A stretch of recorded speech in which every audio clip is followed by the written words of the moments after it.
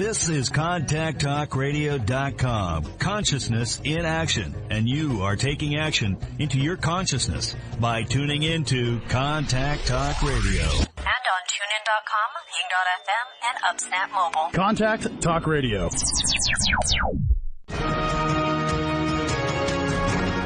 Welcome to Medicine and Health with Dr. Paul Anderson.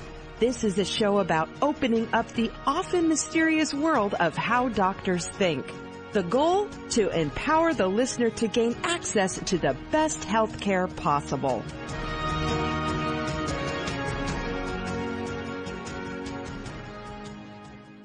Good day and welcome to Medicine Health with Dr. Paul Anderson. That's me. I'm Dr. Paul, and today we're going to be talking about people's reactions to foods. So this is a really, really common question that I get, and probably almost every doctor gets, I would imagine. And there's a lot of kind of shades of gray around people reacting to foods and why you react, how you react, all of that sort of stuff. So today we want to get into it a little deeper. And I say deeper because I did a YouTube on the YouTube channel about food sensitivities versus food allergies, and did about a 13 minute little video on that. And that, yeah. Oh, you can hear me? Okay, yeah. Sorry. Never mind. Yeah, I hear you in the background. Keep going, sorry. Okay.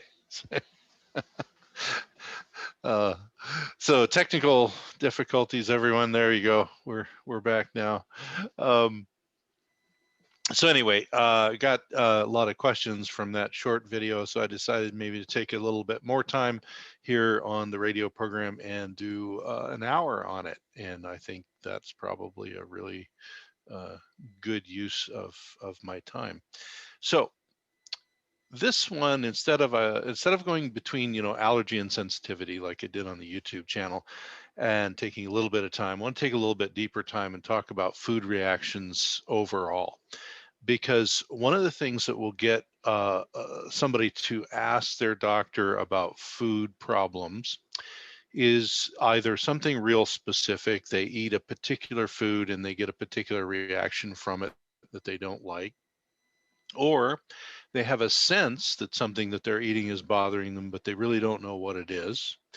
Or maybe they have a history where they have a very bad reaction to a food, and they want to find out, what that is and how that's affecting them and what they should do about that.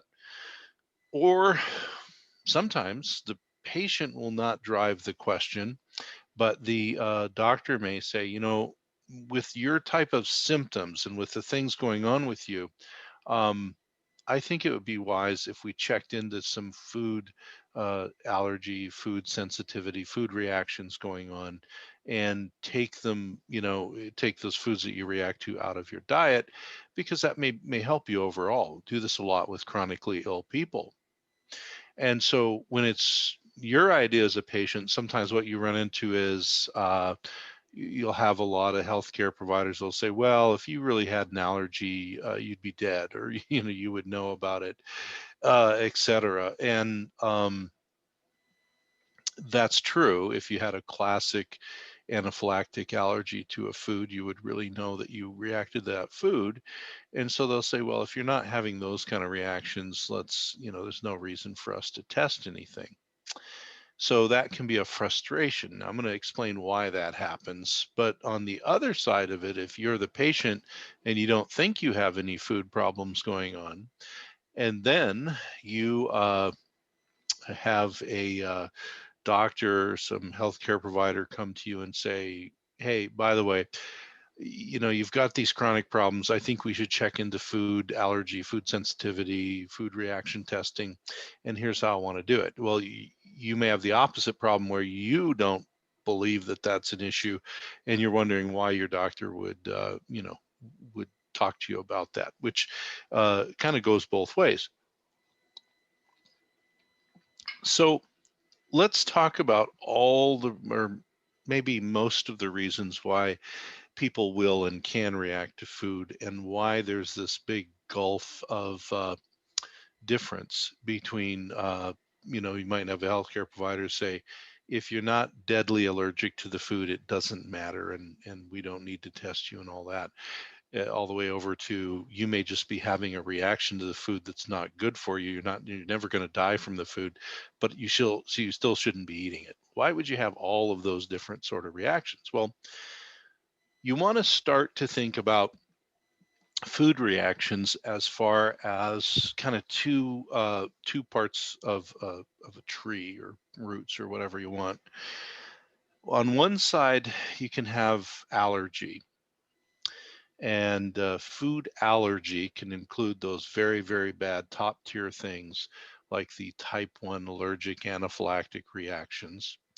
And those reactions are going to usually be things that you know about, because it'd be the same as if you're allergic to bees and you have to carry an EpiPen because your throat swelled up and you had all these problems. Well, if you had, you ate shellfish and that happened, or you ate, avocados, or you ate something else and you had that reaction, you would know about it, and you might even wear a bracelet, because people would need to know, if you're in distress, that you're having an anaphylactic reaction, to the food. Now, those reactions are mediated by a B cell product, an immune protein, immune globulin E, IgE, like Edward. And IgE is related to allergic anaphylactic reactions.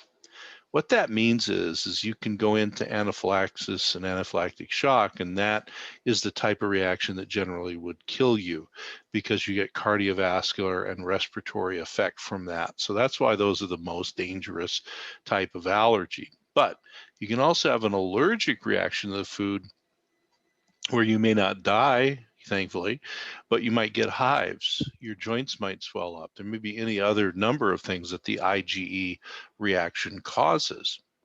So that's why those are considered sort of, true food allergy, as that sort of top tier of IgE reacting foods and substances. Those tend to be the kind of things either we find out the hard way, where we're exposed to the food and we have this reaction, and then usually you go to the allergist and you get tested, and they say, yes, you have reactions to these things, and you should not eat these foods because you have a potential life-threatening allergy to those foods. And so your job at that point is to carry some protection, like an EpiPen, and then avoid those foods. Don't eat them.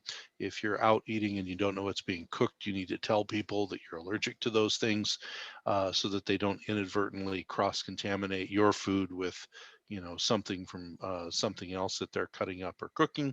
And that's usually very highly respected at restaurants, because obviously they don't want people having anaphylactic reactions in their restaurant because of something that they did. So always tell your server up front if you have those sort of reactions. Well, there's other things that are very serious and have a similar type of a triggering. And there's a common, and they call them non-IgE mediated, even though most of the machinery is the same. And these are common in children usually.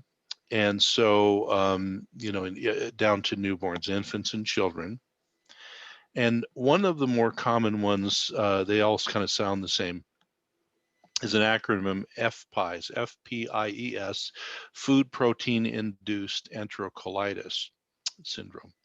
So, and then there's food protein enteropathy, and then there is eosinophilic esophagitis, epicutaneous problems, all sorts of other stuff. But FPIES is a common one. Usually what this is, you'll have a baby or a young child that winds up with very severe vomiting. They can get swelling around the mouth. They can have all sorts of gastric distress when they eat particular foods. Now, there are other things that might do this, but this is actually a very violent sort of thing that happens. there's a mechanical problem called pyloric stenosis, where the upper sort of gate valve at the stomach, sphincter it's called, will spasm, and the baby will have this very effusive vomiting, like a fountain. And it will be whenever they, eat. This happens a lot with dairy, etc. And in days gone by, they used to do a lot of pyloric stenosis stenotomies on infants and young children when they would have these, thinking that it was all a mechanical problem. Well, it can be mechanical, but what we know now is also it can be literally a reaction, an immunologic reaction to the food. And so in those cases, what they normally do is they put, like say it's F-pies or one of the other ones, they'll put the child on a restricted diet that doesn't allow any of that in, and they might give them medication, and there may be other strategies, but one of the main strategies that is used is removal of the food. Okay, so when you think about that, well, that will relieve the problem. And so you have sort of in the world of allergy and immunology, IgE, allergic, anaphylactic continuum. Okay.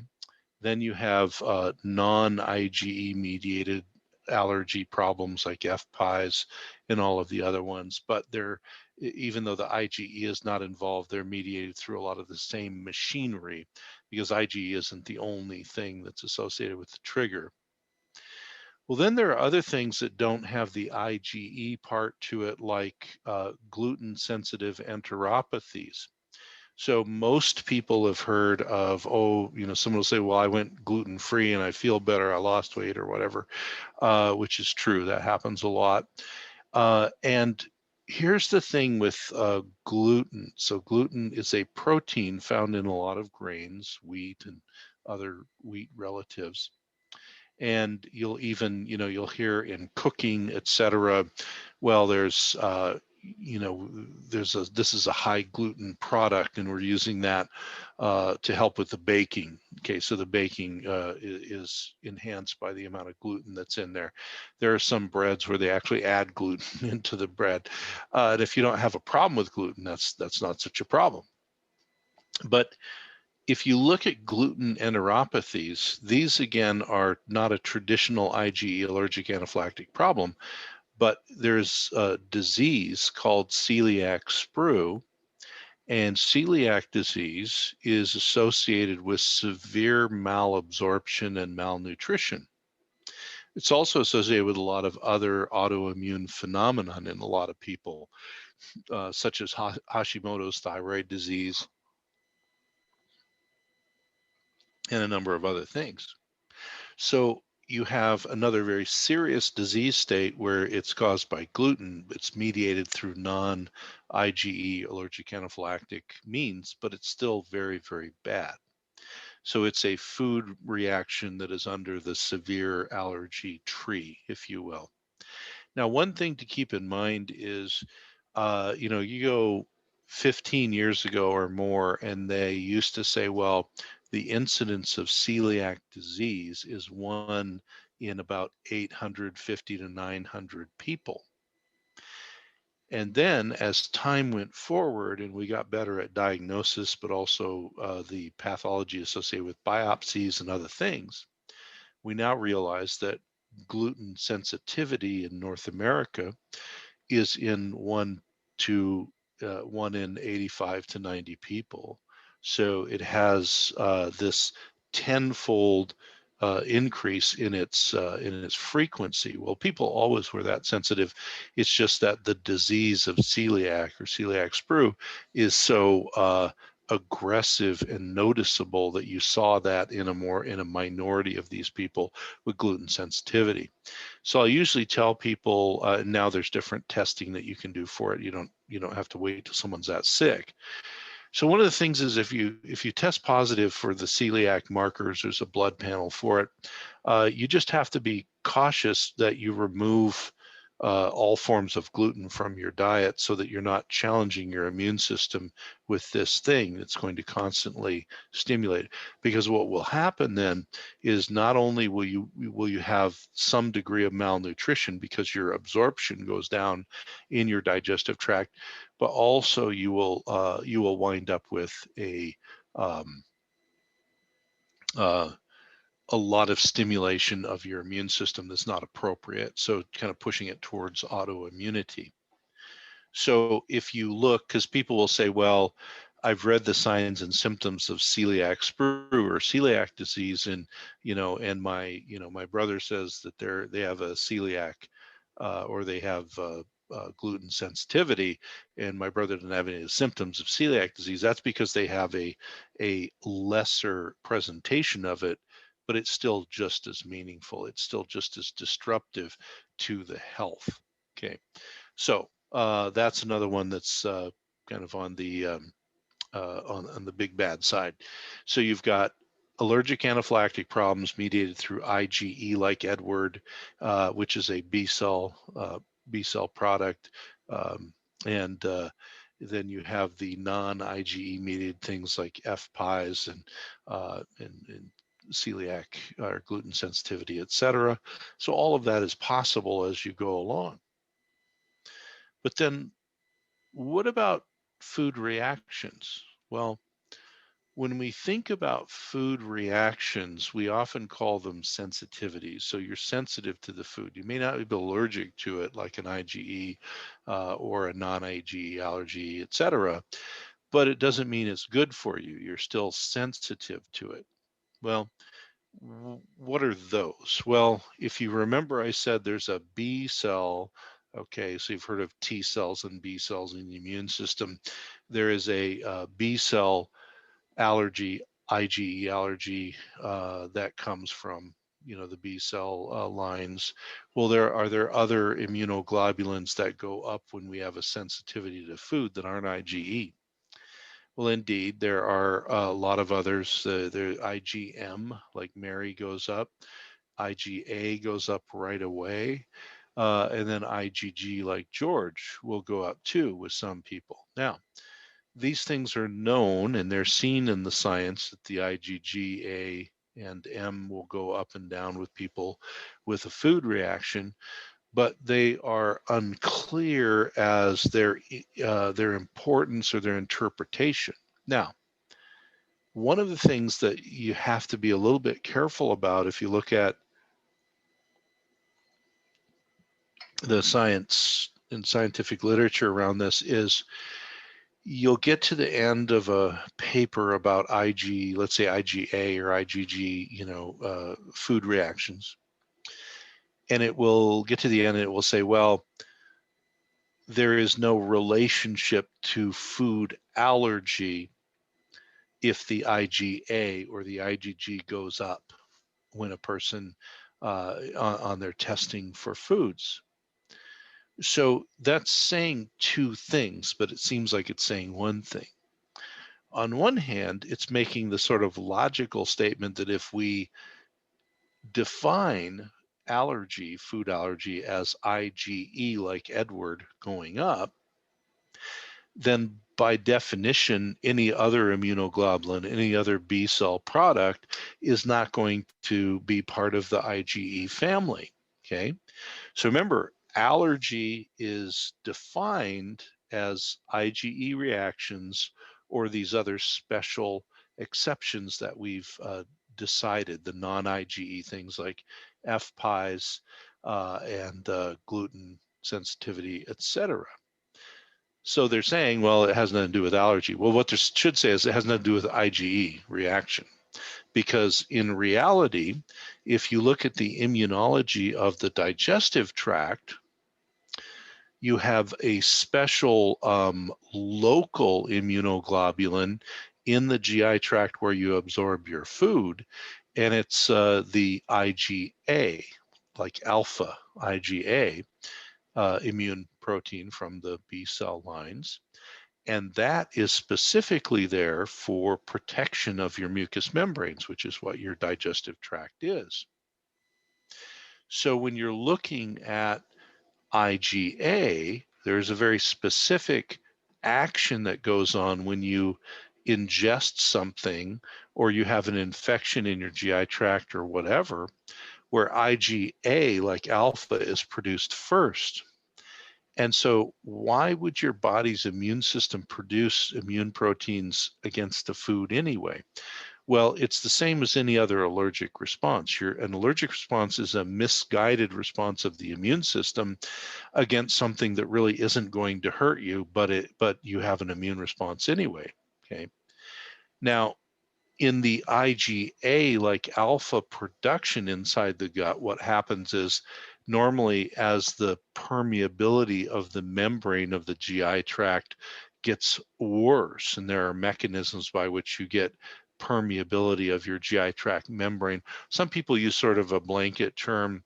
They'll call it like leaky gut or something like that. That's sort of a non-specific term, but it's very descriptive.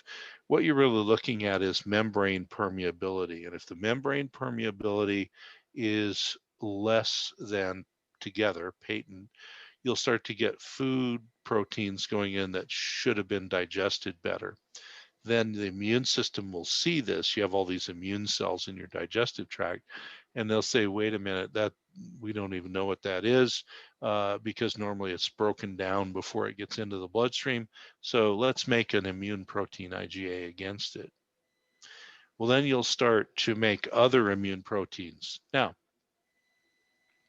does the presence of IgA like alpha, or a little bit later IgG like George, does the presence of either one or both of those mean that you're going to have an allergic reaction to that food in this case? Not really. It's not going to be like an IgE, like Edward, IgE reaction, where you may have hives, you may have joint swelling, you may have anaphylaxis, you may have any other number of bad things. But is the flip side true? So it's not an allergy, so it's inconsequential to my immunity and it doesn't bother me. It's not a problem for me. Well, that's not true either. Okay. Now, this is where different healthcare professionals will disagree about this. Okay. Because if you come from the point of view that the allergy family, meaning IgE or the exceptions, the non-IgE mediated problems that we accept as pathologies, if you come from the view that that's the only food reactions we care about, and those are the only food reactions that will bother you, then you might say, well, IgG like George or IgA like alpha, if you find those against a food, it's meaningless. Well, my opinion and my experience with people is it's not meaningless. It's just different than an allergy. So you can have multiple things that are true at the same time. You fully can embrace that we don't want people dying from anaphylaxis from, type 1 reactions, IgE reactions to food. But you can also say that there are people that have IgA or G reactions to food, and if you remove those foods, they feel better. Their labs may even look better, et cetera. They're less inflamed. That's still true. Now, do they have an allergy? No. But do they have an immune issue with that food? Yes, apparently so. So in the sensitivity realm or food reaction realm, there's a lot of other mechanisms by which these things happen. So if you say go to maybe the digestive specialty, gastroenterology, or maybe you go to an allergist, allergy immunology doctor, and they've tested you for IgE problems and gluten sensitivity, and you're not an infant or you don't have FPIES, that sort of thing. So they've kind of felt like they've ruled out the big bad things, but you say, I still, man, there's some when I'm eating there's a problem. What are they going to do with you? Well, if they want to get to the bottom of it, usually they will not test IgG like George or IgA like alpha. They might, but they usually won't. What they will usually do at that point is give you instructions on how to do an elimination and re-challenge test with food. Why is an elimination and then re-challenge test with food so useful, medically speaking, when you're not showing up with IgE testing that's positive, or your gluten tests are negative, or your other tests are negative that are in the camp of true allergy or allergy-like reaction? The reason that the elimination and re-challenge testing is so well accepted for all the other reactions is, and I'll get into it in the second half of the program, there's so many reasons that you might react to food that have nothing to do with IgE or its relatives, that there's no way to test for all of those things. So why don't we just take the foods away from you, have you be without them long enough for your immune system to calm down, and then challenge them so you eat them one at a time? So how would you do that? Well, you would take away these major groupings of foods that are most commonly, triggering of allergy and reaction and sensitivity, et cetera, et cetera. And normally you don't eat them for a period of a number of weeks, usually 4 weeks, sometimes 6 weeks, sometimes longer. Then at the end of the abstinence period, the reintroduction thing is you don't eat them all at once. So for instance, let's say you're going to remove dairy products, and the dairy products that are normally in your diet include milk, butter, yogurt, and cheese. Okay, we'll keep it simple. You actually are going to reintroduce each of those individually. You're not going to have like a dairy festival. The reason is there's a lot of people, when they reintroduce butter, they don't have a problem with it, but then when they reintroduce, let's say, cheese or milk, they do have a problem with it. So you have to introduce them alone. Same with, let's say you took wheat out of your diet, you took corn out of your diet, you took a few other grains out of your diet, and now you want to try grains again. You're going to try each one individually. So you can see that this is a labor-intensive process. It doesn't really cost you much, it just costs you time and effort.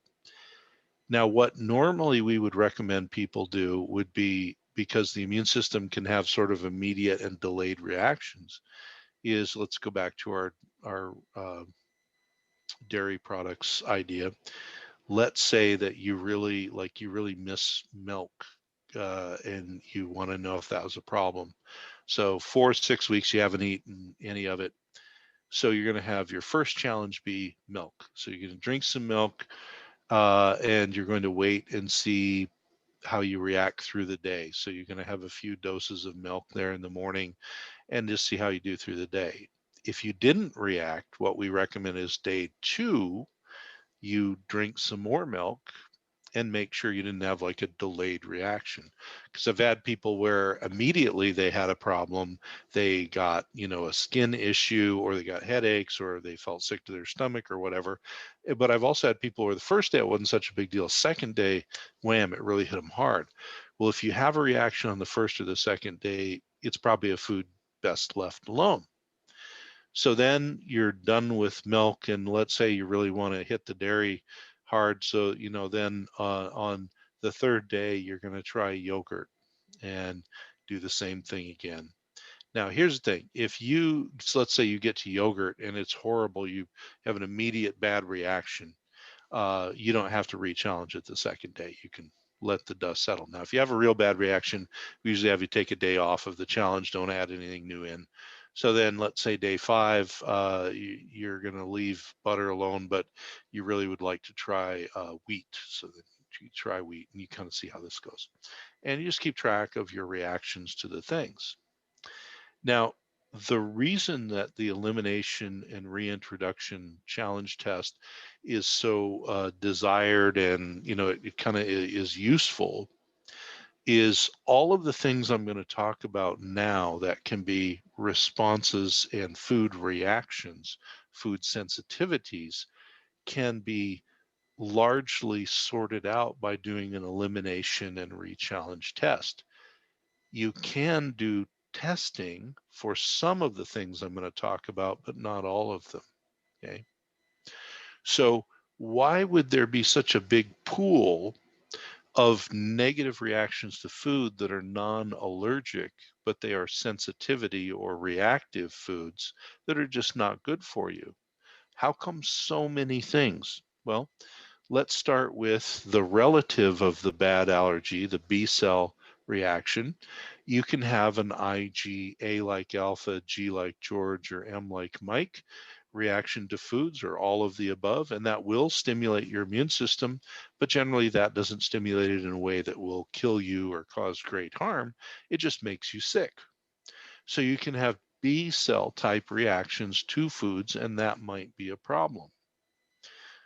You also can have non-B cell immune reactions called T cell. Remember the cell-mediated immune system. You can have T cell reactions, and those go on, and those are now accepted and known as a legitimate food reaction that can go on, and that can something that can be investigated. Now, sometimes those are related to the B cell things, the IGs. Sometimes they're separate. Okay.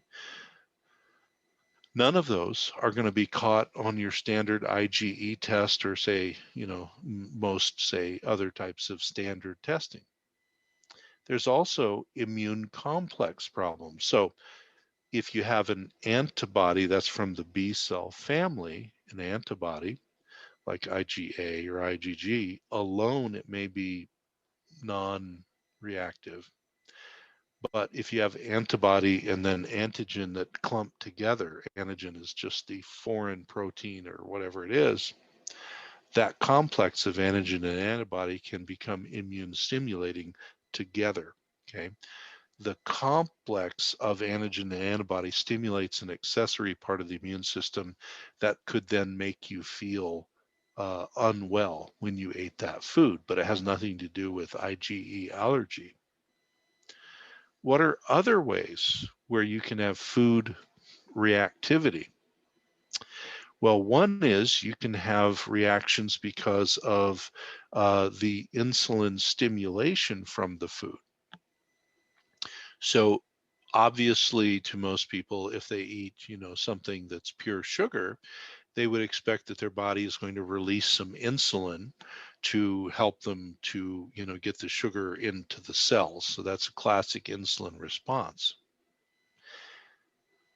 In the case of foods, what is interesting is if you follow different types of foods and you look at the insulin and blood sugar response to that food uh, across different groups of people, some people have a much more aggressive insulin and blood sugar response to a food than another person will. And so for example, they may, with a raw version of the food, have very little sort of blunted response to that vegetable or whatever. But if the vegetable is cooked because the carbohydrates are more accessible, etc., it may have a more aggressive response.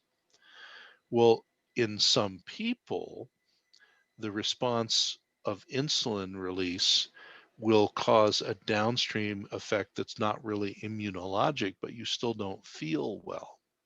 So I've seen this with people where they thought that they were allergic to something or another, and they noticed when they stopped eating that, they stopped having particular symptoms. Well, that can be, it's a sensitivity that's maybe driven by B cells or T cells or something like that.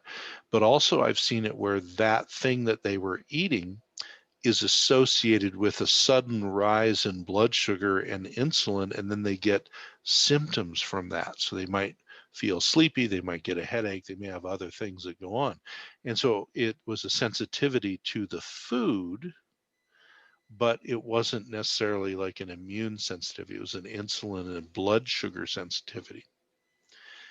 There's also direct reactions of eating the food and then having it change your chemistry, so to speak. So you can think of it sort of like fermentation, if you will. The food goes in, and your stomach, which is the first to receive it and start to work on it, just doesn't react well with that food. It may be non-immune. but that food, for whatever reason, does not digest well for you. And so you'll get reactions to that food and responses from that food, but they're not really immune. They're more inflammatory or digestive. So we often would call that, say, maldigestion. So uh, in the bigger setting, a lot of people have a lot of foods that they react to, and it's not really allergic. It's just that their digestive capacity is diminished, and so they don't feel well when they eat that food. Okay. So lowered digestive capacity is a really common reason for reacting to foods. So let's think about this a minute. If I have a lower digestive capacity, I'm going to get my food into the stomach, and maybe it's going to sit there and it's not really going to digest appropriately. It's going to create a lot of fermentation. Maybe it will trigger some bacteria that shouldn't be triggered. Maybe it'll just trigger some other neurological responses where I just don't feel well when I eat. So we have had people where we see that going on, and as sort of a test, an intervention, we'll say, well, let's just make sure it's not a digestive deficit. And so we will give them some digestive enzymes and maybe some betaine hydrochloride, a hydrochloric acid supplement. And always talk to your doctor. Don't just take these things willy-nilly. But so you take them while they're eating. By the way, you don't want to take these things away from, you want to take them when you eat, right? And they say, gosh, when I take those digestive support supplement, I don't get near as sick when I eat. Well, then that sort of gets us down to, well, okay, there's something that's slowing down your digestive capacity. Now, that's a lot of things. That could be a genetic problem. It could be literally what you are eating, what's associated with what you're eating is triggering bad digestion. It can be certain hormonal problems. For example, thyroid. If your thyroid is low, your digestive function slows down. And we see that a lot with low thyroid. So the enzymes and the digestive supports are a way just to see if that's where the smoking gun, where the trouble is. There are also things that are genetically inherited, such as fructose intolerance. And there's two main types of fructose intolerance. So fructose is the sugar that's in fruit, hence the name fructose. And it's a little bit different than other sugars. And so it requires different transport into your blood than other sugars do. Fructose is special. So there's a transporter problem that you can be born with, and then there's a biochemical transporting problem you can be born with. If you have either one of those and you eat fructose, the fructose will not break down appropriately, and it will actually cause a lot of digestive and other symptoms in your body. That is usually tested. You can nowadays, you can look at the genetics behind that, but that is usually tested with a fructose tolerance test that is done. It's sort of a specialized test. It's like a glucose tolerance test, only using fructose, where you see what happens after you give a fructose challenge. So, and there's other intolerance, digestive sort of things that can go on with food that aren't really an allergy. There's also, if you can believe it, you think about the big bad allergies, the IgE allergy that we know is allergic anaphylactic, and then the non-IgE big bad things like celiac disease and FPIES and all these other things that go on. Well, there's also something sort of in the middle where a food or other substance goes into the digestive tract, and it may not trigger the IgE response, but it triggers a component of it downstream called histamine. So it might be a histamine response. Now, if you have an IgE, allergic anaphylactic response, you will have a histamine response all the time. But you also can have a non-IgE anaphylactic response where you're dumping histamine from a food more locally, and that will just make you sick. It won't necessarily make you have, anaphylaxis and die. So there is sort of this hybrid type reaction that can go on. Now there are other things too, but these are the main reasons why you or others will have reactions to foods. So you can see how frustrating it is to try and look and say, okay, we have testing for IgE mediated reactions, the big bad allergic anaphylactic reactions to foods, and we know we don't want you to have those and die, so that's great. We'll be testing that. All these other things I just talked about, though, imagine because they are other types of B cell product like IgG, A and M. There are T cell products. There's immune complex products. There are non-IgE histamine products. There are insulin-based reactions. There's transporter-based reactions. There's biochemical reactions, digestive reactions, on down the line. All of those, there's no one blood test that's going to find all of those things. Now, your elimination and challenge test will find those things, at least from a symptomatic point of view, which is why if you don't have the big bad IgE allergy problem, your doctor will probably say, let's do an elimination challenge. That's why. It's because category number 2, the non-allergic sensitivity reactions, are almost any other problem you can have in your body. So what I would like to do, we've got enough time here, is talk about, okay, in category 2, where there's all these problems going on, what are ways that we could test those different things? And so here's where you have to have a little kind of take a step back and take kind of a macro look on things. There are tests to look at a lot of these other reactions, but what you have to remember with them is they only test the one reaction out of, just the ones I mentioned. There's about 15 others. So you can, and usually your insurance won't cover them, but you can do these other tests to try and get to the bottom of the reactions. And there's nothing wrong with that. But what you want to remember is, because I've had people come back and they did one of these tests and they're like, well, this test says I'm allergic to X, Y, and Z, but when I eat this food, I know I get sick when I eat this food, and it's not on the list. It didn't react.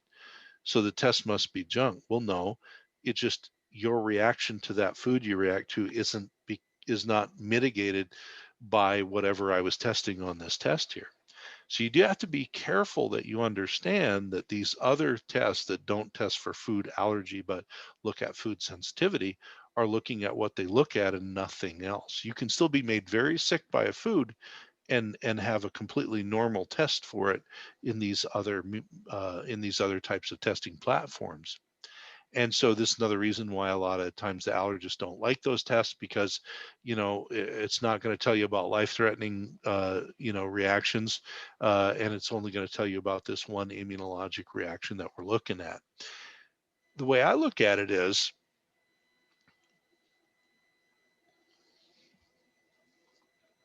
used appropriately in the right patients, some of these other tests are useful to at least say, gee, this is not 100% of the picture, but your body really is not reacting well to these foods here that came up positive, so let's take them out of your diet. What's another reason these tests might be useful? Well, another reason the test might be useful is you may have just crashed and burned doing your elimination challenge diet because it was just too overwhelming, too many foods. And so you may do this test, you get this test back, and it's got a smaller list of foods, so you can take those out of your diet a little bit easier and see how your health improves, and then challenge them one at a time later on. So a test like one of these, newer sensitivity type tests can help you narrow down what you might want to do elimination challenge with. So there's a lot of reasons why they can work well. So what are some of the common ones that are commercially available? There is remember the B cell things like IgE, which is the allergy anaphylactic thing.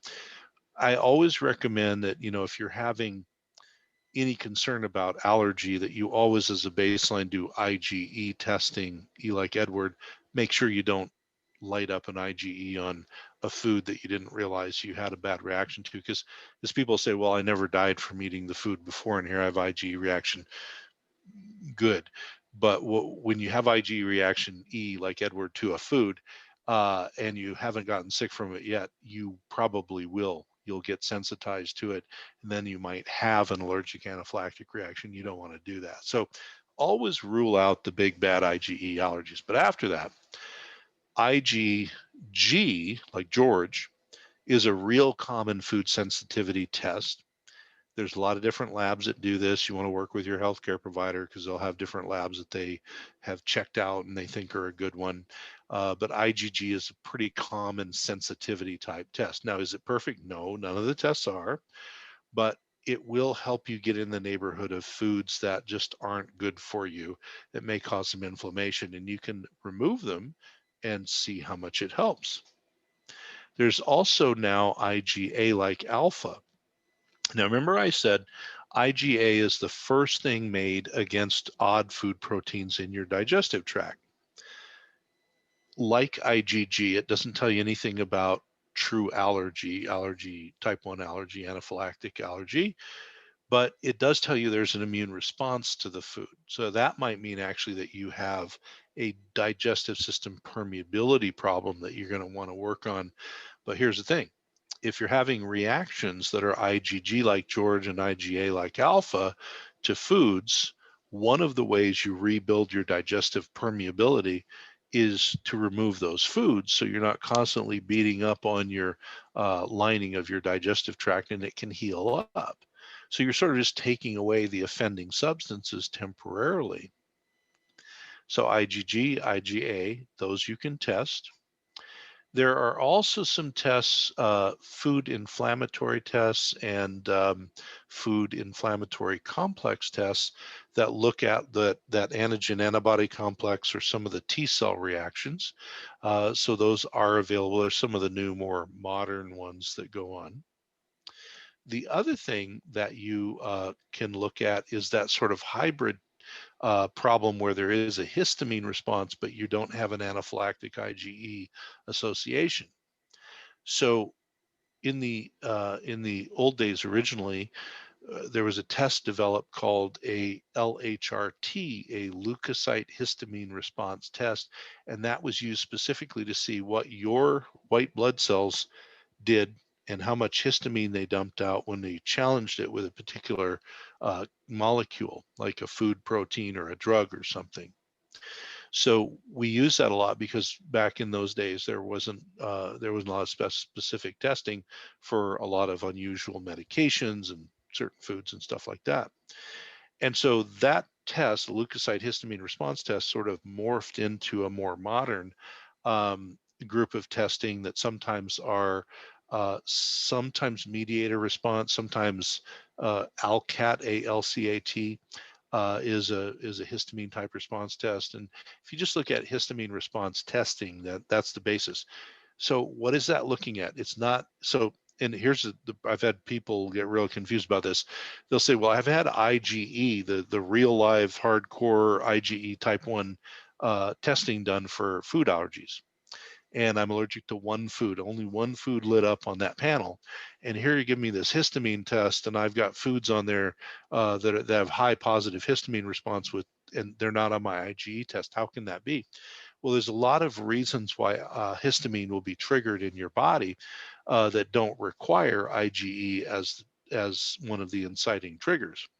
So a histamine response test, like an ALCAT or one of the relatives, is a functional test of how your body is doing today with these foods. And so you get a blood draw, your cells are harvested, they're kept alive, they're overnight shipped to the lab, and then they put them in these little wells. They challenge different foods and substances, and you see how much histamine is dumped from it. Again, most of the times those are not things that are going to kill you, but they will make you not feel well. What's also related there?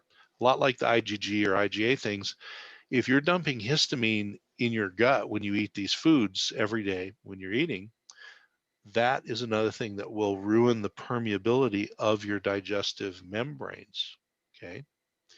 So you need to remove those foods to let the fires burn out, let the embers die down, as it will. So again, you can do all these tests, but remember that they only look at what they look at. So for example, just clinically speaking, we'd have people, we check their IgE and maybe find what we find there, but they still, pretty sure there's some foods. We couldn't remove all their foods, and we wanted to fast track to an elimination challenge situation. If they were very acute and very inflamed and everything, I would usually use a histamine response type test, like an ALCAT or something. And I would say, okay, let's remove the top two tiers of response, the high and the medium responders, and let's get them out of your diet and see if your health improves, and then we'll work on maybe challenging them later, and we'll work on fixing up your gut. I would do that because the histamine response is a little more global. If they were more chronic and they weren't, really inflamed, they're just chronic, a lot of times the IgG, like George, or IgA and G together, was good because it was probably a long-term chronic immune thing that we could look at from the point of view of IgG or A, and we'd say, okay, take these foods out of your diet. And I had people literally, with bad joint pain and all kind of other things, that when they remove these things, their migraines improve, their joint pain improve, whatever. And they'll say, well, why won't my insurance pay for these tests? It's because your insurance looks at allergy and allergy testing as, what the allergist would do, an IgE type test or something like that. So they are out of pocket. So you do have to keep that in mind. Now, what about the other things? I mentioned digestion and fermentation and maldigestion. Usually those things, if you're not going to do elimination challenge, you can look at, like I said, some digestive support challenge with your healthcare practitioner. And if it improves the symptoms, then what they'll look at is, let's get rid of some foods that aren't good for you. Let's get you on some digestive support, and let's heal up your GI tract, heal up your GI digestive system, because you're probably getting a permeability problem with the inflammation, etc. So what I've hoped, we've just got a couple of minutes left here anyway, but what I'm hoping is that this, I hope, clears up this big question that comes up all of the time between, one doctor said there's only one kind of food allergy, everything else is a bunch of BS. Another doctor said, no, there's a lot of type of reactions to food, plus there's food allergy, and they don't seem to agree. Well, they're really both talking about the same things, just from different points of view. So there can be foods that are allergic that could kill you. Obviously, nobody wants you eating those foods. But there's also foods that can just plain be bad for you for immune reasons, for histamine reasons, for inflammatory reasons, for digestive reasons, for biochemical reasons. And it's still useful to your overall health care to get that stuff out of your body and figure out how to calm all that down. Now, in the last minute and a half that I have left here, I just want to talk about one other thing. And that is a really common practical question, which is, okay, I did one of these other tests, so not allergy, but sensitivity. And I found a food that I really like, and you told me to stop eating it. Can I ever eat that food again? What I have found is, if you eliminate, let's say there's 7 foods you find, or 5 or whatever, and you eliminate them, the only way you know if you can eat the food again is re-challenge it. So in most cases, somewhere between 60 and 80% of foods that you take out, you'll be able to eat a little bit or periodically after you get them out of your system and heal your gut up. The other foods, you're going to react every single time, and you just better left those alone and leave them out. There's an in-between group of foods where you might eat it once in a while and you're fine, but if you start eating it every day, you'll start to notice that it makes you sick again. So the answer of, can I put those foods back in my diet after I do the elimination and work on my digestive health and all this stuff? The real answer is, it depends on the reintroduction, and you really have to keep track of that, because sometimes the food was just a problem because your digestion didn't work. Sometimes the food was a problem because of other stuff. And sometimes the food's a problem for you forever. It's just best to leave it out of your life. Well, that was a whirlwind tour through food reactions, so allergy versus non-allergic type reactions, and how vast and wide and varied those reactions are, and why it's so hard to chase it down, but also why it's important to do it. I'm Dr. Paul Anderson for Medicine Health with Dr. Paul, and that is the program you listen to if you didn't know that. I am available online, DRANOW, Dr. A Now, DRANOW.com. You can find all the links to my other programs, the books, everything else. And I will see you all on the radio next week. Thank you. You've been listening to Medicine and Health with your host, Dr. Paul Anderson. Visit the clinic website at www.amsa1.com or call the clinic at 206-629-2186.